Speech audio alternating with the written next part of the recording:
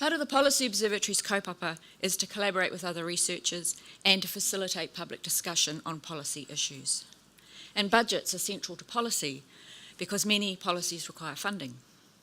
So I'd like to thank our presenters for coming up from Wellington. BERL is an independent, New Zealand-owned consultancy firm. They are available for hire if you want some help making sense of numbers. They've recently celebrated, or a couple of years ago, celebrated 60 years in business, which is a pretty good track record for a New Zealand firm. BERL has a strong kaupapa on focusing on how issues impact on people, their communities and their futures, including te ohanga Māori. So this should be an exciting budget. It's the first wellbeing budget in a year of delivery from a government that promises to be transformational.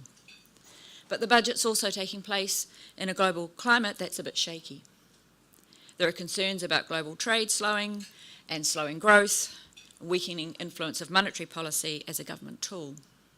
And politically, this government has chosen to walk a tightrope of delivering transformational change while simultaneously appeasing those with a conservative view of what good economic management looks like. Think the budget responsibility rules. And that's going to be a tricky act to pull off. Budgets are a big event in the political calendar because they tell us what governments prioritise. Governments have aspirational talk, but budgets reveal what they're actually prepared to spend money on and also how they're prepared to raise it. There's a lot of possible spending targets, so which policies, and importantly as well, which coalition partners are being favoured. In the year of delivery, what will be delivered and to whom, and how does this budget also set the government up for next year, which is election year. So we wait with bated breath until May 30th when we find out the details.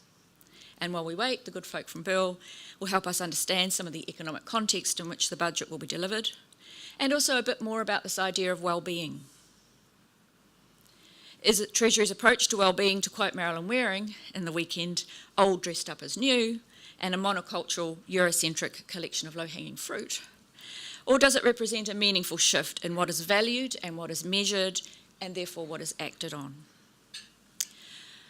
Ganesh Nana, the Chief Economist and Executive Director of BERL, will introduce his team and say a few words, and we'll then have presentations from Amanda Reid, Senior Researcher, whose work includes a focus on wellbeing, and Nick Robertson, a Senior Economist, who's a recent addition to the firm, will also speak as well.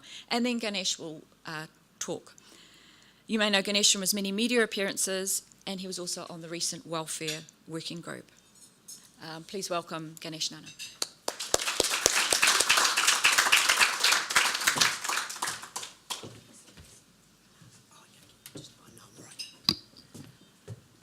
E ngā iwi, e ngā mana, e ngā reo, e raoranga tēnā mā.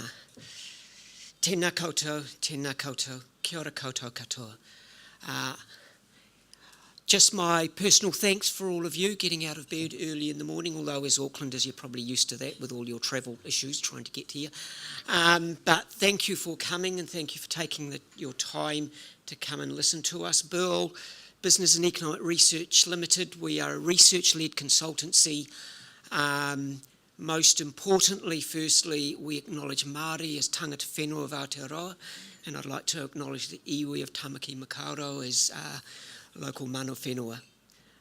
Without much further ado, I'd like to pass over to my team, and they'll take you through, Amanda will take you through some of the issues around well-being or how it may or may not be interpreted. And then Nick will talk about the economic outlook and context, and then I'll come back and talk about what we might expect from the budget, and then with a bit of luck we'll have a bit of time for a bit of Q&A and a bit of kōrero around that. I'll leave that with you and I'll pass over to Amanda to kick things off. Thank you.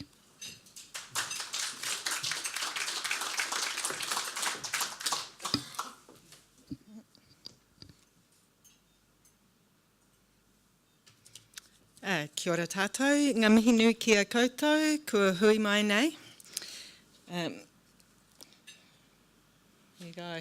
So this morning I'm going to talk a little bit about the Treasury's approach to wellbeing and how it fits within the wider government strategy.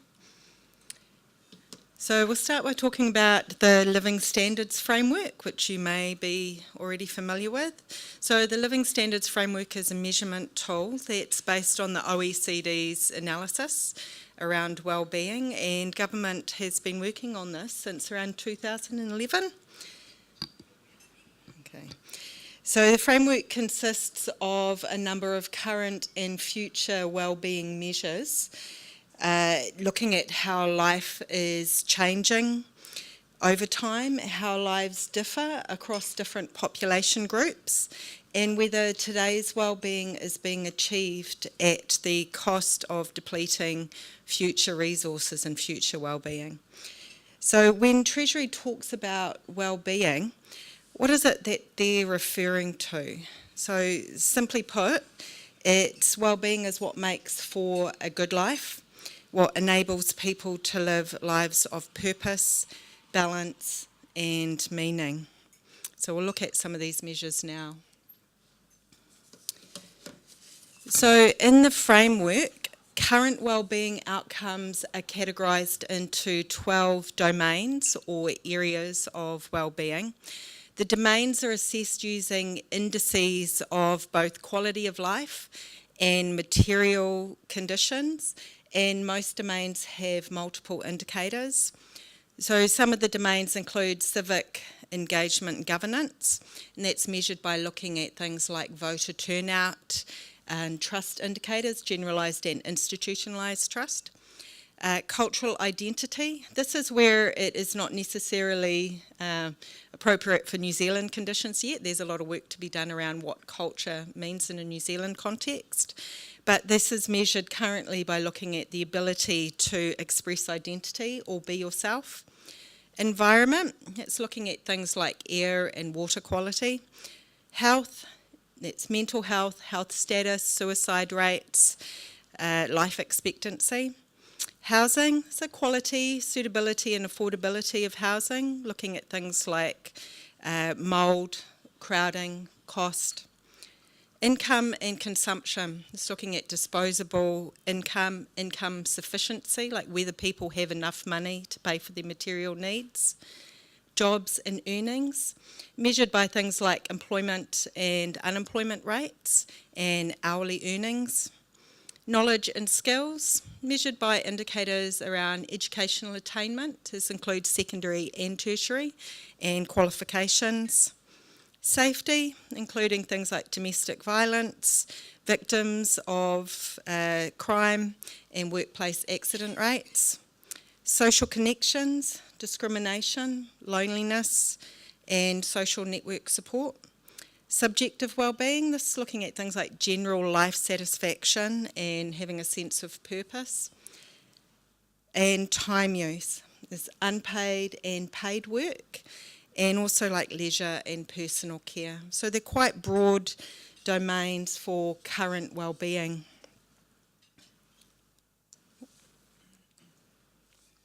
Okay, so late last year, the government launched, or Treasury launched, a dashboard to look at current and future wellbeing. This is an indication or example of our people. The two other sections include our country and our future. So our people and our country use the same 12 domains. Our people section uses results from the New Zealand General Social Survey, which is conducted every 2 years with around 8,000 households. And our country uses the same 12 domains, but uses some of the data from government agencies. So there are only 9 indicators in the Our People section so far, which is from the New Zealand Social Survey. There is insufficient data on jobs and earnings, environment and time use. They don't ask these questions, or they don't ask them in a way that's actually meaningful and measurable currently. So it's a work in progress. So the two examples that we've got here, the spider graph on the left looks at population groups and what their likelihood is of having high or low well-being compared to the rest of the general population. The example, the spider graph on the left, is Māori compared to the general population. So the blue points show where the selected population is more or less likely to have high well-being, and yellow shows where they are more or less likely to have low well-being. The black circle is ground zero. This is what the general population well-being is.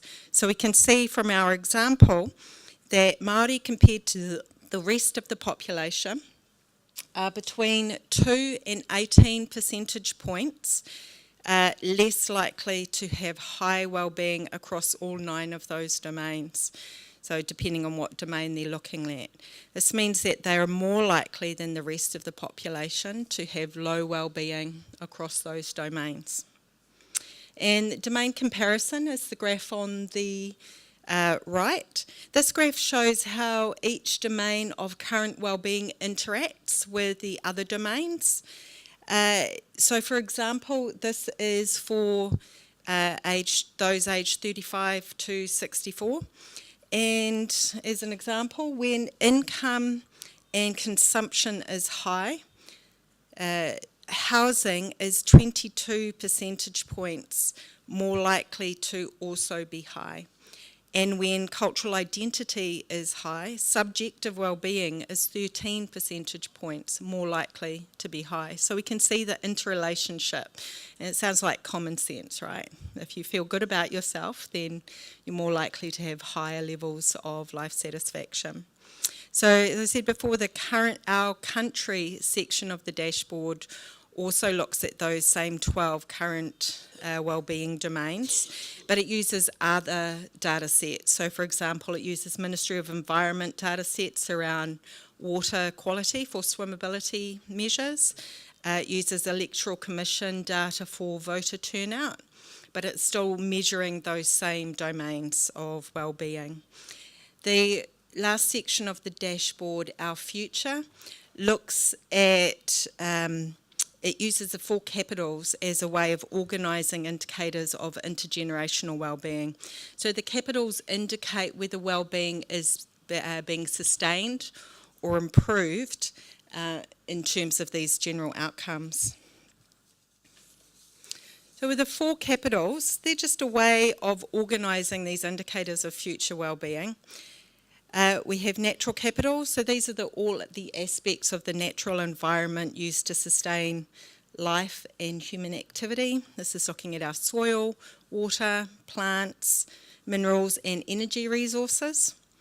Social capital, this is the most under-measured capital.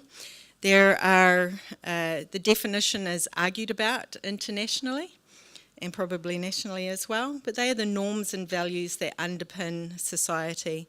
So for us, it's included around trust, commitment to Crown Māori relationships, cultural identity and social connections between people.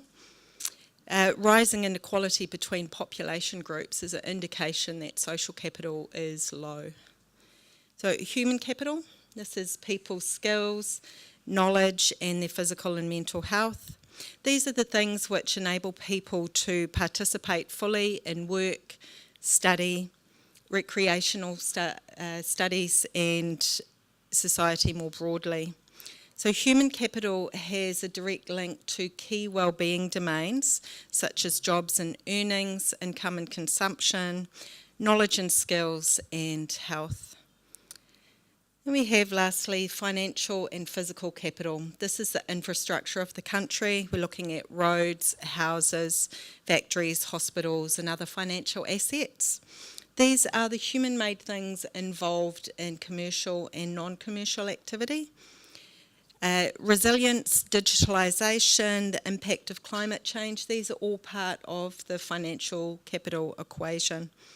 So there are synergies and tensions between and within the capitals, and the Living Standards Framework doesn't remove these tensions. However, Treasury argues that it enables a holistic and coherent way of assessing the trade-offs between the capitals.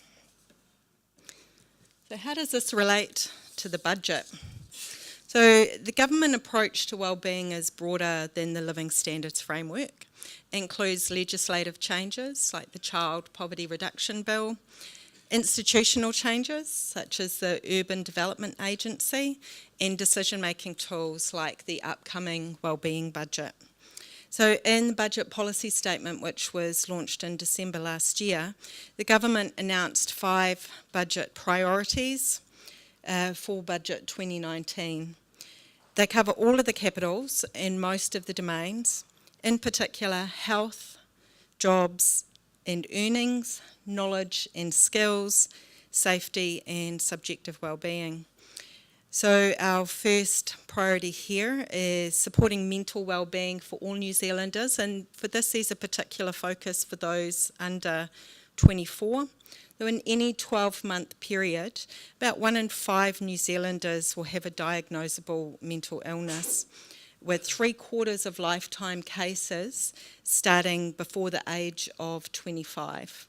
So poor mental health is a barrier to participating in the community, to developing social connections, greater life satisfaction, and there's really strong connections between mental wellbeing and material standards of living.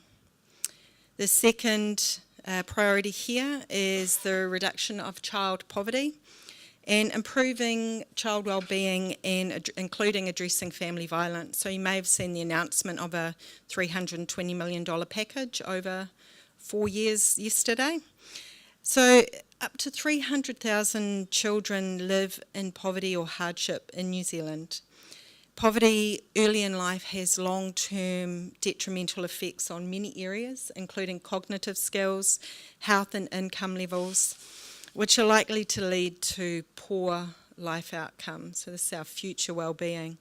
This suggests improving outcomes for the most worst off, particularly children and their families would have significant benefits. So let's see if further Welfare Advisory Group recommendations are taken up in the budget next week. The third is lifting Māori and Pasifika incomes through skills and opportunities. There are significant disparities in the standards of living of population groups, particularly Māori and Pasifika. The material standards of living for Pasifika people are around half that of the general population, with Māori being around 1/3 lower. So enduring inequities exist across housing, health and employment outcomes, and as we saw before, across domains. Our fourth one is supporting a thriving nation through innovation, social and economic opportunities. So this is around our digital innovation. The rapid pace of technological change and innovation has driving significant change across economies, governments and societies. And we all hear how many of today's jobs are no longer going to exist in the short-term future. But 100,000 New Zealand children, our future workforce, live in households without an internet connection. Rural and low socioeconomic communities, people with disabilities and senior citizens are also at high risk of digital exclusion. So this priority sits in the knowledge and skills domain, as well as in human and social capital.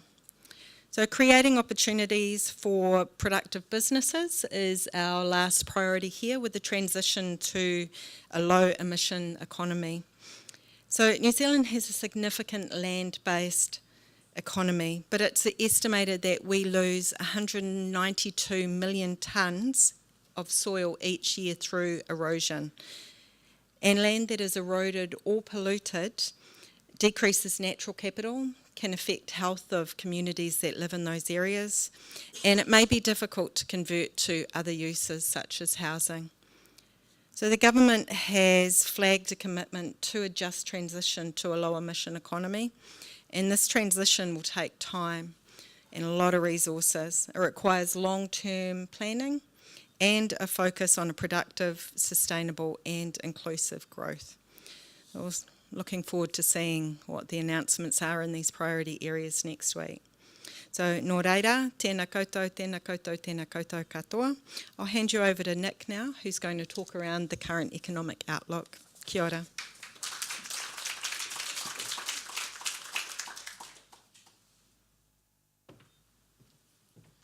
Thanks, Amanda. So a quick overview of the current New Zealand economic context and where we sit in the world. So the budget comes around at an interesting time for the New Zealand economy. Sort of seeing the official cash rate dropping to some of its lowest levels ever, and inflation sort of just below that 2% target, and as well as employment roughly at maximum levels, which is the aim of the Reserve Bank. Internationally, I think is where a lot of our sort of current concerns come from. We've sort of seen America, sort of who knows what Donald Trump's next tweet will set off. In Australia, they've just had their federal elections, so a bit of a surprise result there. And over in the UK, Brexit, well, who knows if that'll ever get sorted. So, on to the next one. So, if we note the sort of monetary policy committee at the Reserve Bank sort of mentioned that inflation is slightly below target and is sort of below and employment is at the maximum sustainable level. However, given sort of recent weaker domestic spending and sort of population growth declining, we're sort of seeing the spending sort of falling, and given the sort of global headwinds that are coming, they sort of believe that we need the stimulus to meet the objectives that they have. And although GDP isn't the best indicator or measure of a country's success, it's one that people have become conditioned to recognise and know about. And so from a New Zealand context, given that the population, to this end we've seen domestic GDP growth slowing since mid-2008, and the population sort of growth has slowed. So in terms of that, GDP per capita is running about the same as it has in previous years. One of the factors that has impacted this GDP growth is a slowdown in household consumption, and this can be explained by the declining population and increasing house prices. I've just bought one, now I can't afford to do anything else. So yeah, one of the factors that's impacted, I've covered that one. Looking forward to the next couple of years, there's an uncertainty about what's going to happen around GDP growth. Reserve Bank's reduced its forecasts out to 2022, and this sort of decline in GDP growth is expected to impact employment and inflation in the coming years. So job growth is currently positive, with around 30,000 new jobs being added last year. The unemployment rate sort of has increased slightly, but still remains around about 4%. The economy is not losing jobs. It's just there's more people entering the labour market than jobs being created at present. Investment and construction also been getting a lot of attention with things like house prices and Kiwi Build. So looking at investment in the sort of last decade since the global financial crisis, people buying and creating new things is sort of growing at a positive rate, and our forecast though is that consumer spending likely to be positive but falling towards 2021. Construction sector, well known, struggling to meet demand. Labour and skill shortages have widely been canvassed and sort of show little signs of easing there. And the business model that's currently in place is really, really stretching firms, and as you can see, we're sort of seeing a number collapse as these cost pressures start to hit them. On the plus side, export performance is strong, with kiwi fruit, wine, apples, forestry, meat sort of contributing to ongoing growth. So most of the risks sort of facing New Zealand at the moment are coming from offshore, and the government accounts are in really good shape to do this and can cushion any downturn from offshore. Government's financial statements for the 9 months to March 2019 were largely in line with the half-yearly updates, with an operating balance of 2.5 billion. So core crown tax revenue, however, was less than forecast, but this was offset by spending being less than forecast. One of these sort of main drivers was the free fees scheme, which sort of was 200 million below budget. There's also reduced expenditure on social assistance benefits. And so net debt currently sits just above 20% of GDP. So the slides I jumped to slightly too early. The risks from offshore. You can sort of see China on the right of the graph there, sort of decreasing annual growth, sort of going from what was quite high, going down to what Reserve Bank, OECD forecast as being about 6%. And sort of the quantitative easing coming out, well, the end of quantitative easing and the end of low interest rates in the UK and the US is sort of putting a little bit of fear into people who sort of don't know what's going to happen after this, so creating a bit of uncertainty. Cool. And then in terms of private confidence in OECD countries, we've seen that sort of starting to fall, which isn't a great sign, as well as the OECD reducing GDP growth. So the USA yield curve. So the yield curve in the past has forecasted almost every recession in the past 50 years, and this has recently become inverted, so people preferring longer-term investments over shorter-term investments. Some downplay the importance of this, but given its sort of history of predicting and the 3 times it did it before 2008, it is a concern for some people.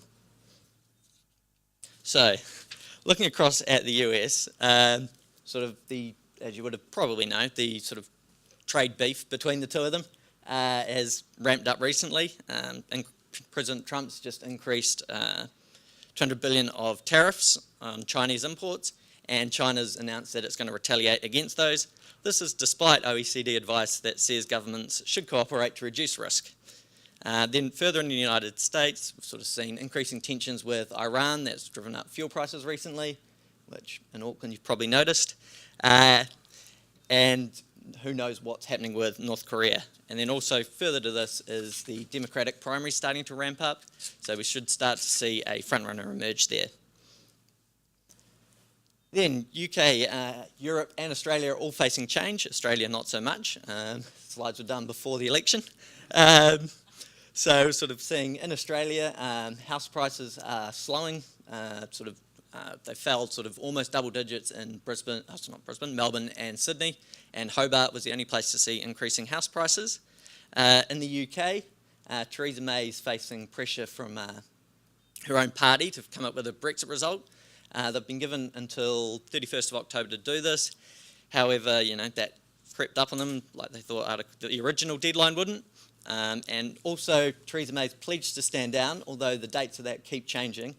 Originally, the G20 summit in Japan was going to be her last event before standing down, but who knows now. Furthering those sort of complications are the EU elections, which start later this week.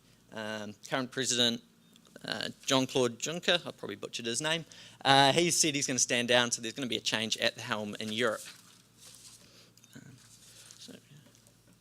So yeah, now I'll pass on to Ganesh, who's going to give away the ending to Game of Thrones.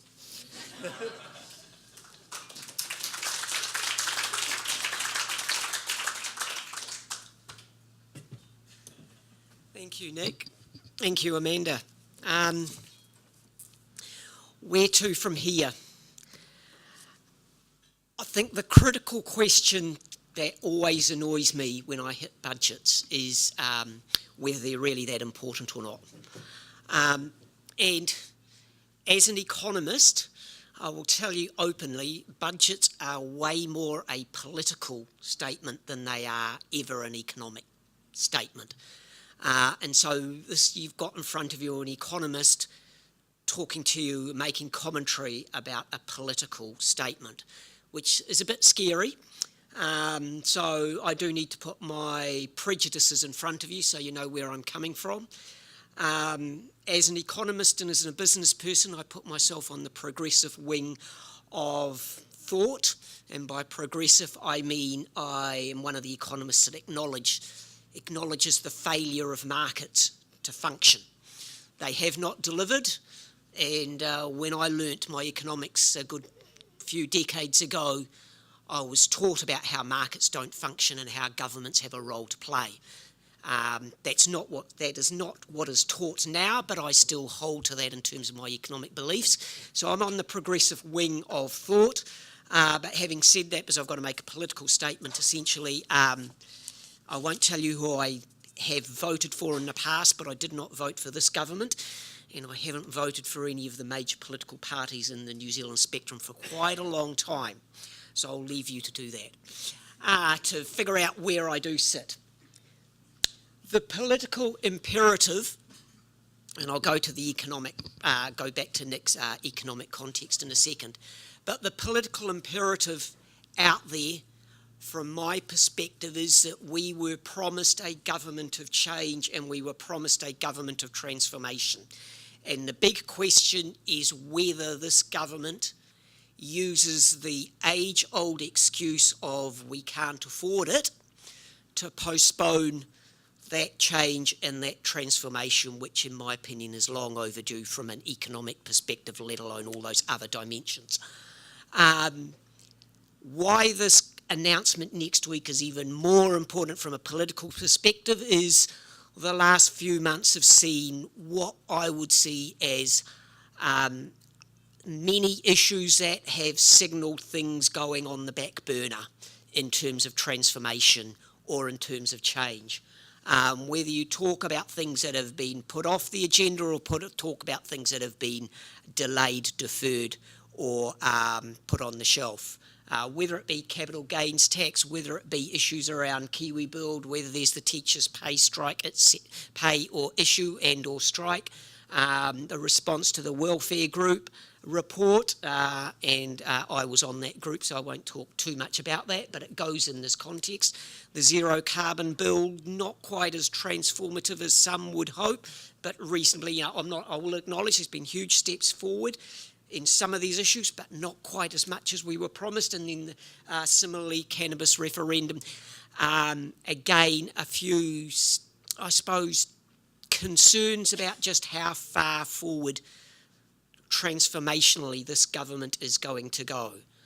So I think this next week's announcements is almost the last throw of the dice in terms of this government about whether the next 18 months is going to be transformational as promised or whether it's going to be more a business as usual.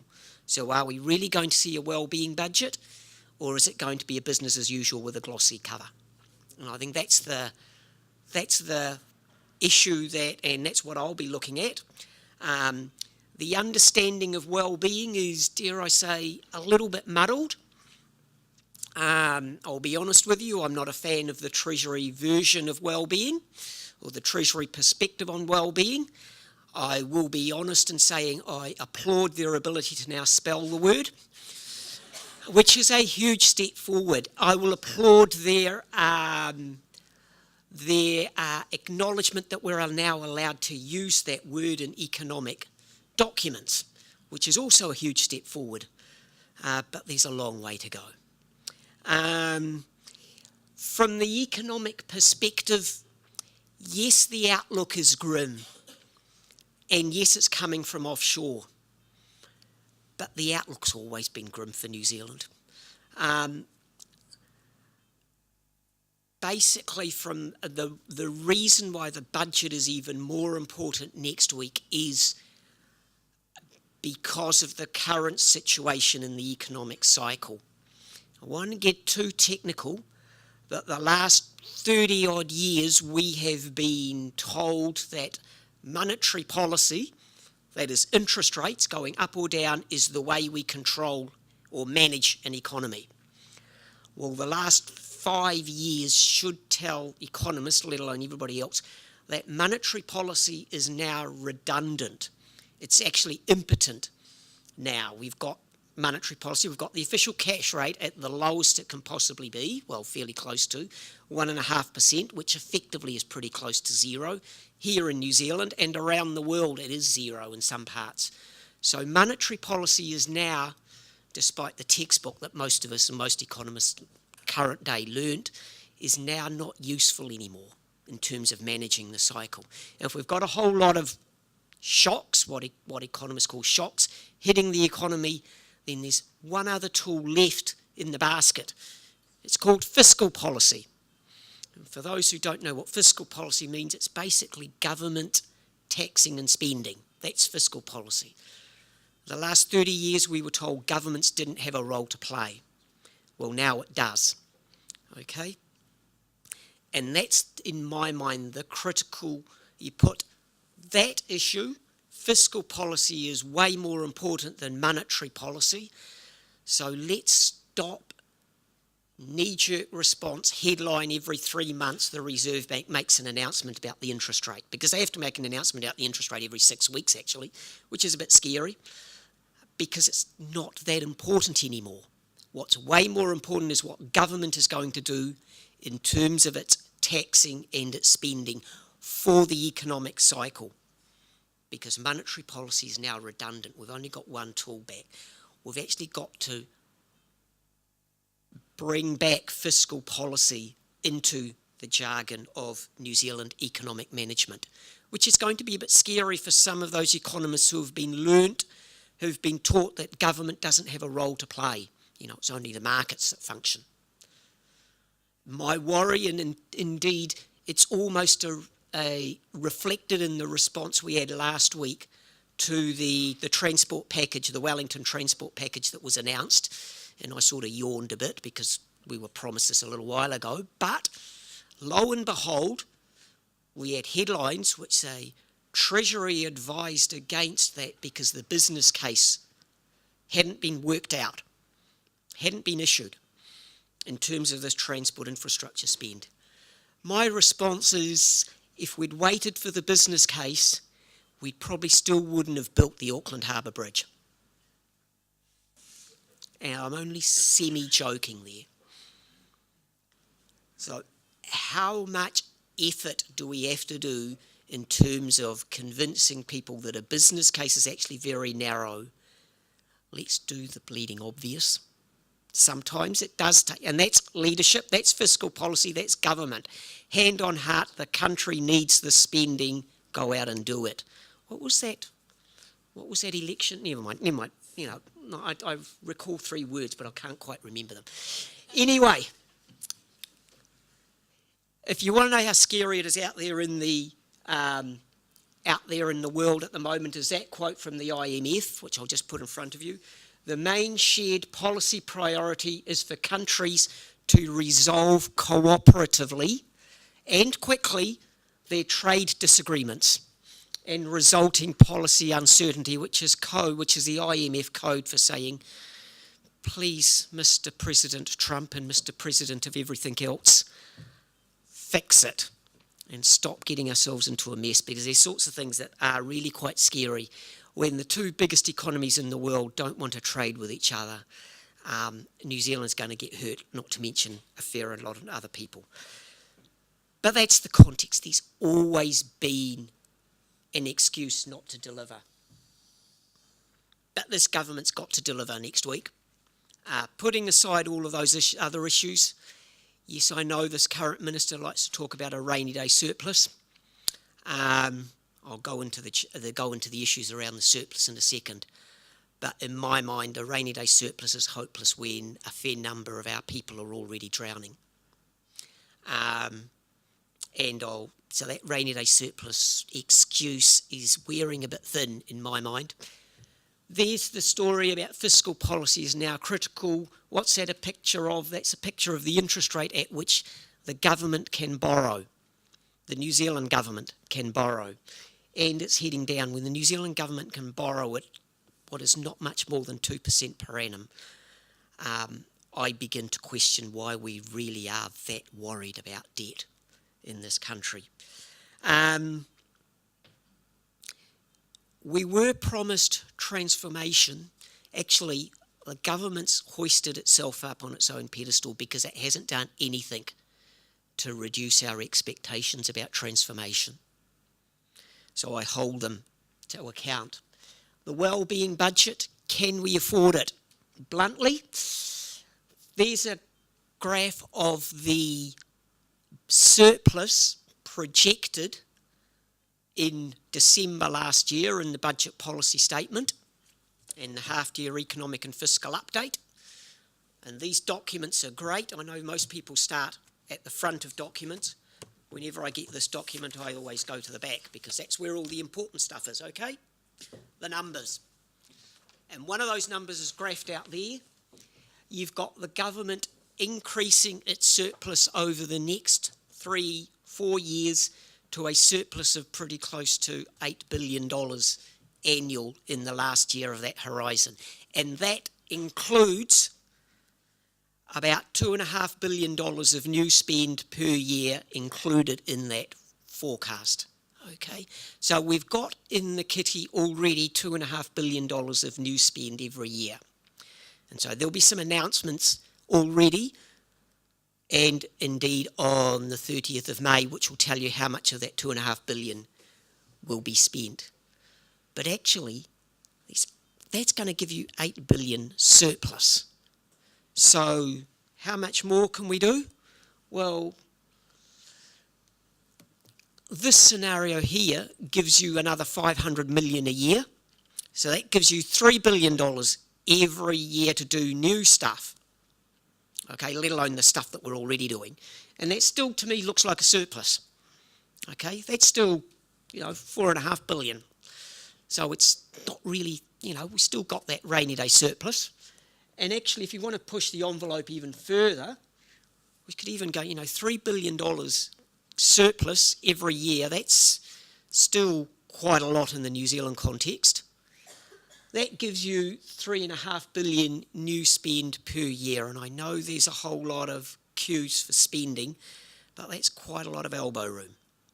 And even with that, a whole lot of numbers, sorry, but it's important, even with that, there is not a problem with debt.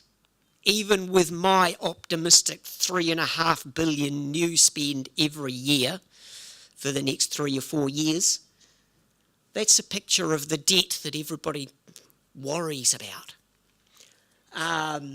The blue line is what the Treasury are forecasting, okay, which is down to 17.5% of GDP.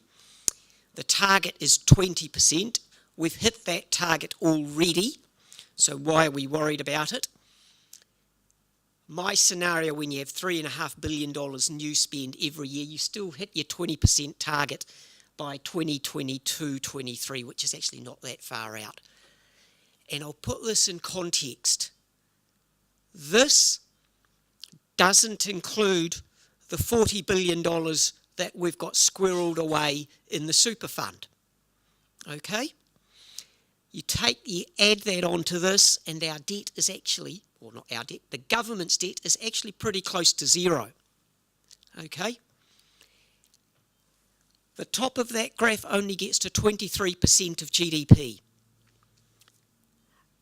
This is low by New Zealand historical standards. It is low by international standards. Debt in Germany, government debt in Germany, actually in other parts of the world, Australia even, that number is well over 50% of GDP. It's off that scale, okay? So why, oh why do New Zealand economic and business commentators consistently point to this as an important number? Why has this allegedly transformational government buyed that argument, buyed that narrative, and tied themselves into a target of something that is actually economically meaningless? And actually, let's push it out a little bit of elbow room, and this is the issue, or this is the number that I'll be looking at when I look at the numbers, is just how much elbow room will this government use to push that target out just a little bit. Use some, for want of a better word, creative accounting if it really has to. It's met its own self-imposed responsibility rules already. Okay. Its responsibility rules was where the dot was. It's met them already by the blue line going under that dot. Okay? So it could actually just say, well, we've met the debt targets, now we're going to go spend because we have to. Why do we have to spend? I'll skip that slide, I'll leave some. Why do we have to spend? The business case for transformation. Somebody earlier asked me something about the ageing population and superannuation problems. Somebody else asked me about capital gains tax. To me, those are side issues. We in New Zealand have a habit of worrying about stuff that really, really isn't that important, like government debt. I remember when I went to university, which was a few years ago, pretty close to 40 years ago now, 4 decades, was when I first heard the phrase climate change. And the esteemed professor at the time says, it's going to be a problem, but we don't have to worry about it because we've probably got about 4 or 5 decades to adjust and transition and transform and get used to it and figure out how we're going to respond. Okay? Well, we've used up 4 of those 5 decades. We've probably used up 4.5 of those 5 decades already.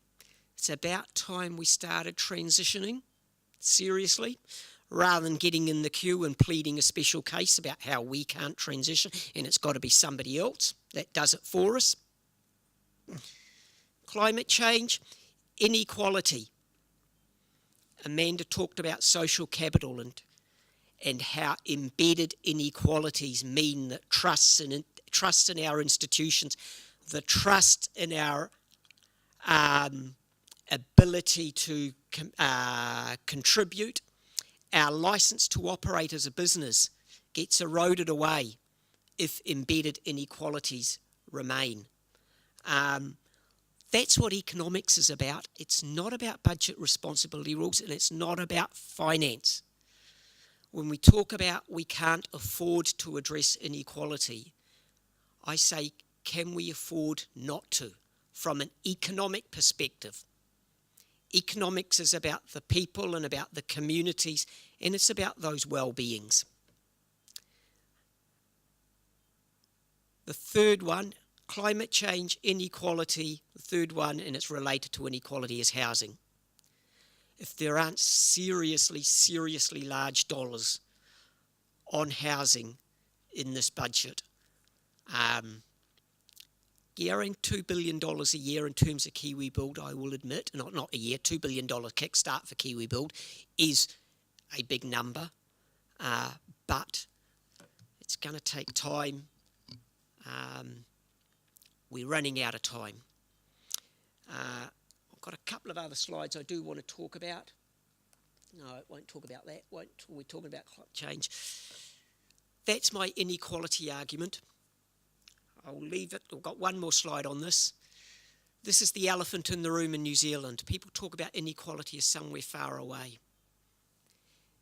Amanda put up some charts about that spider chart about Māori outcomes and Pacifica outcomes compared to the rest of the population.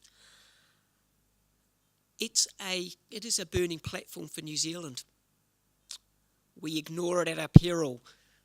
The graph there is a graph across the horizontal axis of the proportion of households. On the vertical axis is the proportion of income or wealth that those households have. If we were reasonably close to equal as a society community, it would be a diagonal line, 45 degrees. The further away from that diagonal line you get, the further away from relative equality we get. The dashed line is the distribution of income in New Zealand, which some people like to talk about. I talk about that solid line, which is a distribution of wealth in New Zealand today. And if you look at it closely, you've got about 90% of New Zealand owning 50% of their wealth, of the country's wealth. Turn that round the other way. You've got the top 10%, which includes me, hand up, owning half the country in terms of the wealth, and most of it's the housing. The problem with wealth is that then embeds in future opportunities for next generations. If you're talking about burning platforms, you're talking about transformation.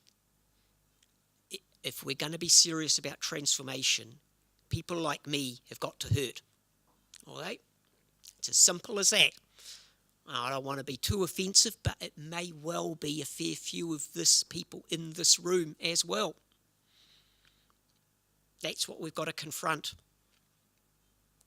I'll leave that with you, and thank you for your time here. Thank you for the Policy Observatory and for Julianne helping us put this together. I'll ask Nick and Amanda to come and join us, and happy to open it up for a bit of a Q&A or just a little bit of a kōrero. There's a roving mic if anybody wants to talk or disagree with anything and everything I've said, which is fine. More than happy. I'll leave it with you. Thank you.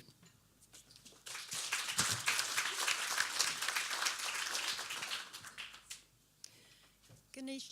Sarah Trotman, you sidestepped talking about the welfare expert advisory group, so maybe your colleagues could comment a bit on what we would like to see in the budget with a particular focus on addressing child poverty. Do you want to say anything, or you say something, and I'm happy to jump in.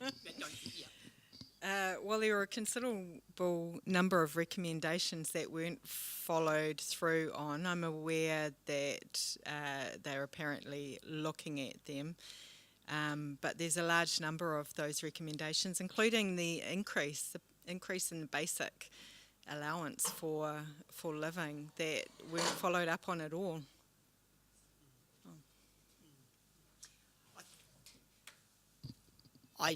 I haven't been gagged on this, so I'm quite happy to talk about it. I just don't want to. Whoops! Oh, that's outside. I will acknowledge the government has signalled that they are looking at many of the recommendations, and yes, and I have got fingers crossed about some further announcements in the budget, but I'm probably not as optimistic as others on the group. My concern is when they start using the terms around building a case or a business case for those further recommendations. And I saw that, well, actually, we wrote the report, we've already given you the business case. I don't expect all of them or all of the dollars to be spent at once. But bluntly, if income adequacy, which is effectively raising the income of people at the lower end of the spectrum, is not addressed fairly quickly, this government is at serious risk of missing its intermediate child poverty targets, which is we're in the first 3 years. And yeah, bluntly, because the survey won't be run, and without being too technical, the survey to measure child poverty will be run this time next year. So the first report back will be what happens between now and this time next year, and if we haven't lifted incomes about now, it won't go through, and you won't see any change in those child poverty measures. And so those, from a strictly targeting perspective, this government risks missing those intermediate short-term child poverty targets, which leaves it open to criticism, but actually forget about the targets. I'm obviously disappointed, but and I don't think they've got the urgency of it, and that's the worry. Announcements in the budget, I think, probably will be around the housing area, which probably could well be tied to some of the recommendations in the welfare group.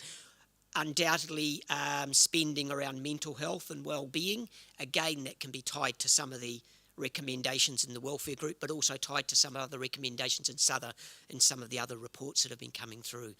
The whole thing is tied together, though. So, but I think the issue is that sense of urgency isn't quite there.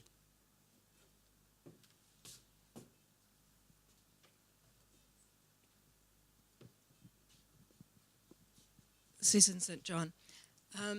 You talked about the New Zealand Super Fund and the offset that you would see would be appropriate so that we're measuring net debt properly, and I totally agree with that. You also showed the generation of surpluses, but you didn't talk about the use of those surpluses. The government is putting $1 billion a year from those surpluses into the New Zealand Super Fund. That's coming out of working people's taxes that could be used to put out some of the social fires that are burning.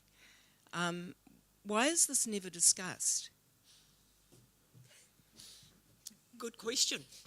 Agreed entirely. To be honest, without getting too technical, it's a bit of an accounting trick. I don't mind the government putting $1 billion into the super fund, but I really wish we'd get past this Chicago Business School mindset of we don't trust government with dollars, so we make sure that they're at triple arm's length from government, so we give it to this other agency who is going to spend it wisely. You're building up a nest egg in the New Zealand Super Fund. Why is the government not using that nest egg to invest in the infrastructure and or to invest in climate change transition and or welfare, income support, supplements, call it what you like. I don't have a problem with putting into that fund, but that fund is available and it should be available for New Zealanders, whether it's government or other agencies. Similarly, you've got the crazy thing around Housing Corp borrowing at higher than the government could borrow to fund its expenditure on housing. It just doesn't make any sense. But it's again that mindset that we can't trust government, so we've got to put as many constraints on government as possible and let other agencies do it, because other agencies, market driven, are supposed to be able to do it a lot more cleverer than government will.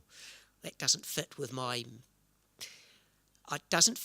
model, because that other agencies or those other market driven agencies are inevitably short term oriented and effectively driven by financial imperatives rather than the imperative of why we have a government, which is around whether you call it well-being or essentially the future of a country.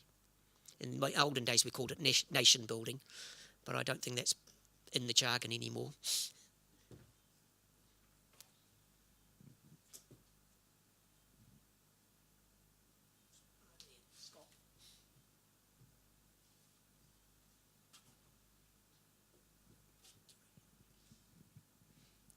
Kia ora, Ganesh, thank you very much. As you know, my interest lies in health, so just interested in on how you see the wellbeing budget grasping that, and considering, obviously mental health and addiction has got a huge priority.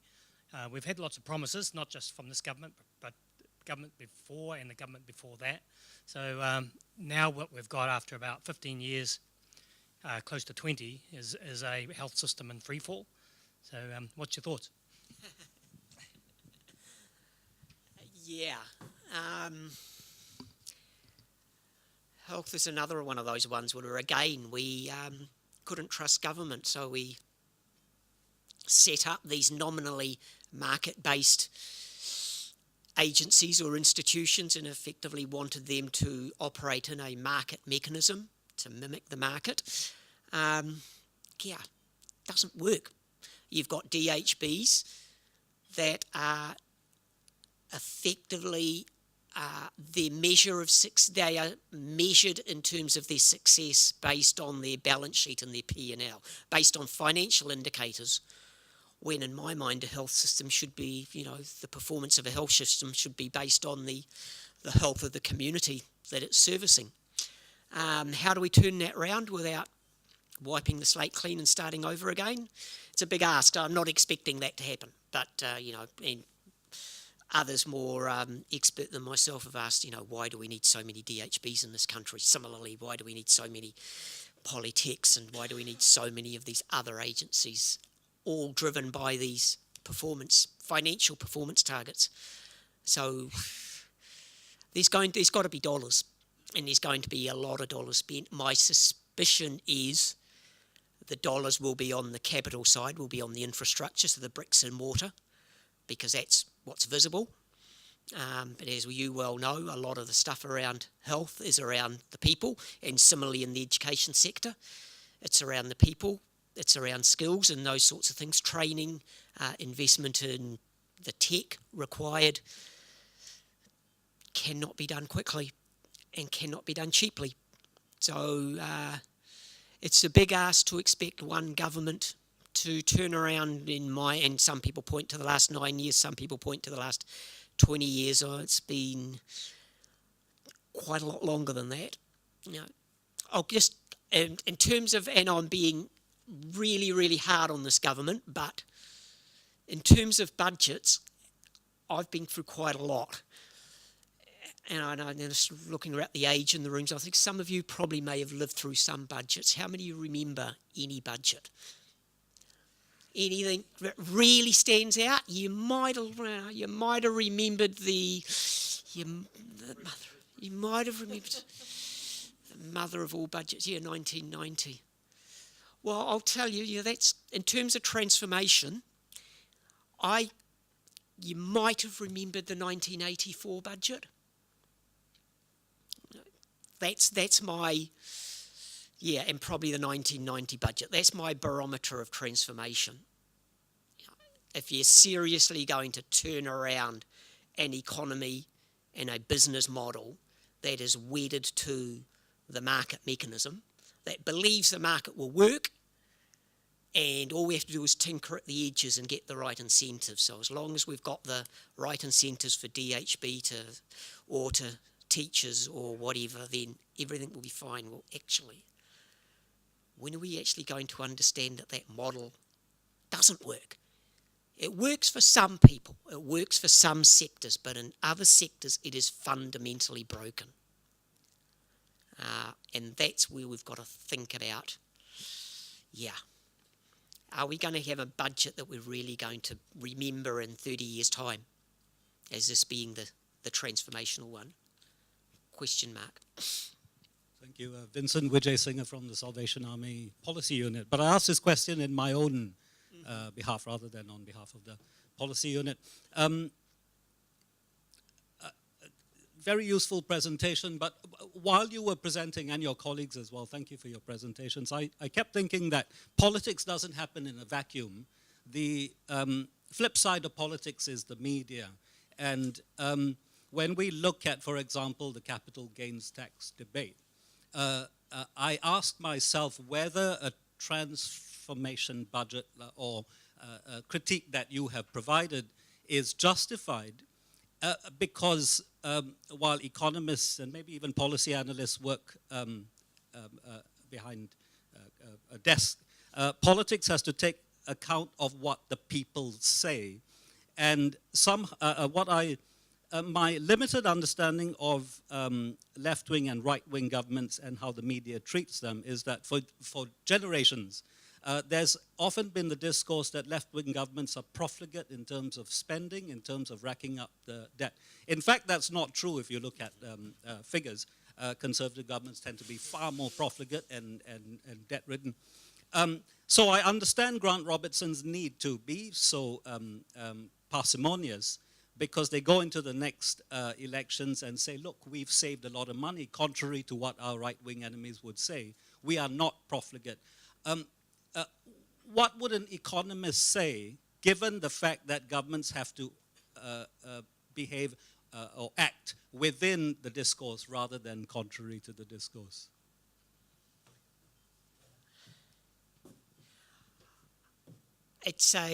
Again, that's, I'm an economist, and despite my speech or my presentation, I'm not a political analyst, but I will use the word leadership.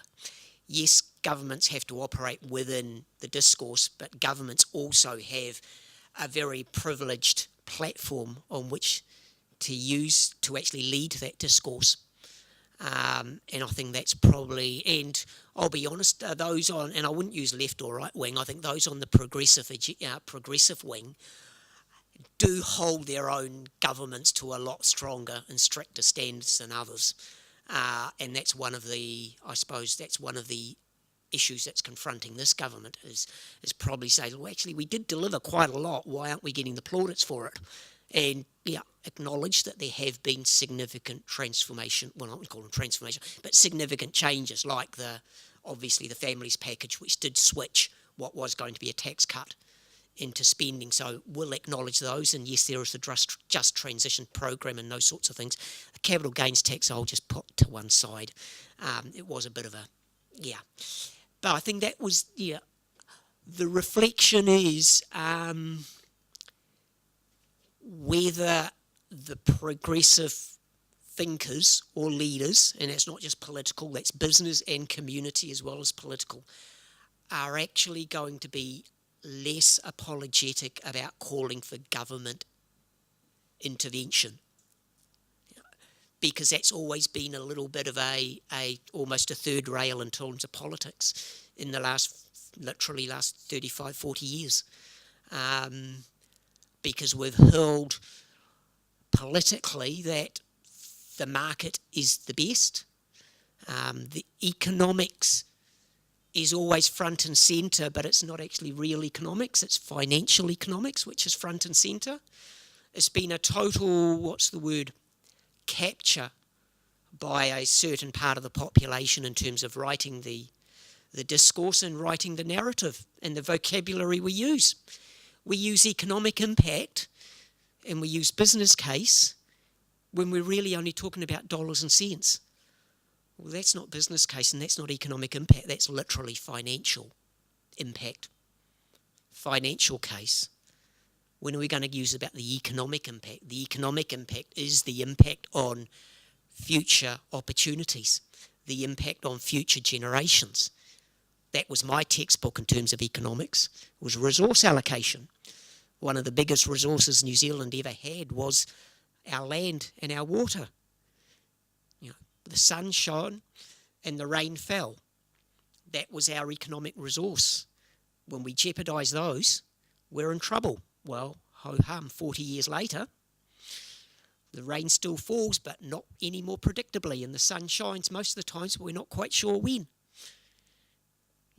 Seriously, if we were economic policy analysts and we knew that the climate wasn't as predictable as it used to be, we should have been ready for this, because our lives literally relied on it. But we got sidetracked into the financial markets. So as long as the government finances were fine, we thought we were okay. So we measure performance based on a peculiar indicator, a financial surplus of the government. It's not actually even a government surplus. It's not even a nation surplus. It's a financial surplus. And one presentation I remember, and it was about 10 years ago, coming out of the GFC, and it was a head of a government agency, said through the 1990s, we swapped a financial deficit for a social deficit. Somehow so we got a financial surplus but a social deficit. Somehow as a community, as a government, as a nation, we prioritised financial over social. Go figure. It's the discourse. Where are our leaders? Not just political. It's community, and it's all of us in this room, dare I say.